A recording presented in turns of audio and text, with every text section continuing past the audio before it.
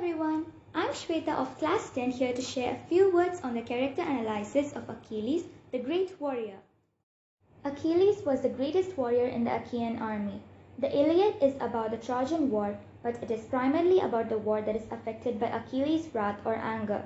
Achilles is the main character, and his inaction or withdrawal from the fighting is crucial to the plot. He is a complex warrior who sometimes ignores the cultural norms of his society because he sees through some of its fallacies. In particular, he sees many of the faults in the often narrow and contradictory heroic code. Achilles is also the greatest warrior and fighter among the Achaeans.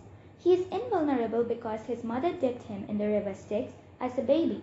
Furthermore, no warrior comes close to being his equal as a fighter. Achilles had a strong sense of social order that in the beginning manifests itself in the concern for the disorder in the Achaean camp. A deadly plague is destroying the soldiers, and Achilles wants to know the reason why. His king Agamemnon will not act, so Achilles decides to act. He calls for an assembly of the entire army. In doing this, Achilles upsets the order of protocol. Only Agamemnon can decide to call an assembly. But Achilles does so to try to return order to the Achaean camp. He succeeds partially.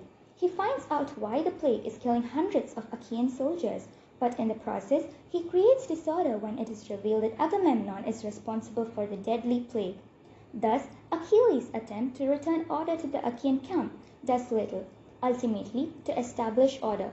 Apollo lifts the plague, but after Achilles withdraws himself and his troops from the Achaean army, disorder still remains among the Achaeans.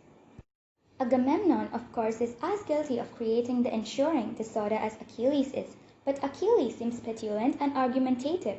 He is undermining the little harmony that does exist. In his argument that Agamemnon receives all the best war prizes and does nothing to earn them, Achilles forgets the valuable prizes that he had received. His rage even causes him to almost attempt to kill Agamemnon, but the goddess Athena saves him from his deed. It should be noted that Achilles does not leave the Achaean army without sufficient reason. Agamemnon demanded to have the maiden Briseis, Achilles' war prize, and Achilles saw this act as a parallel to Paris' kidnapping of Helen. He sees himself in the same position as Menelaus. Consequently, the quarrel between himself and Agamemnon is as righteous to him as in the war against the Trojans. But even after Agamemnon offers to return Briseis, along with numerous other gifts, Achilles remains angry, indicating that one of Achilles' major character flaws in his excessive pride. The gifts that Agamemnon offers do not compensate for the public affront. The public insult Achilles believes he had suffered. A concern for the gifts, the reader realizes, is far less important to Achilles than his concern for a proper, honored place in the world. After all, Agamemnon had previously given gifts and then taken them back. He could do so again, so this promise of more gifts is possibly an empty promise. It is Achilles' anger, whether he is sulking or whether he is violent, that is paramount throughout most of the epic. In fact, his battle with the river is probably one of the most savage scenes in the Iliad. It shows us Achilles' insane wrath at its height.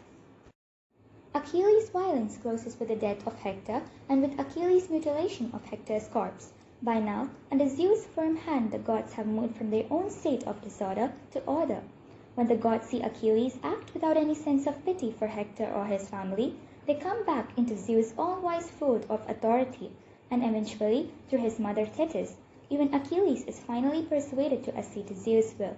In the end, Achilles is exhausted, his passions are spent, and his consents to give up Hector's corpse.